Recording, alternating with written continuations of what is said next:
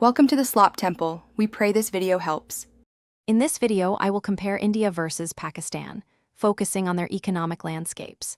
These two South Asian nations, despite sharing a border and history, have charted vastly different economic trajectories. We will explore key indicators that highlight their current standing and growth paths. Understanding these differences is crucial for grasping the broader economic dynamics of the region. Let's dive into the numbers and trends that define their respective economies.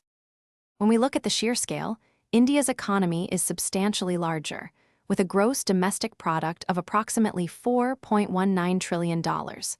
Pakistan's GDP stands at about $373 billion.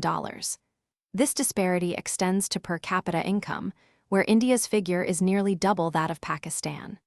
Furthermore, India consistently achieves a higher annual growth rate, expanding at roughly 6.4%, compared to Pakistan's 2.6%. India has cultivated a highly diversified economy, with significant strengths in its services sector, particularly information technology and business process outsourcing, alongside a growing manufacturing base. In contrast, Pakistan's industrial landscape is narrower, largely dominated by textiles, food processing, and pharmaceuticals. The difference is stark in the technology sector, where India's IT industry is more than 79 times the size of Pakistan's, showcasing a clear divergence in modern economic development. Both nations face unique challenges. Pakistan grapples with persistent political instability, balance of payment issues, and high inflation, which often reaches double digits.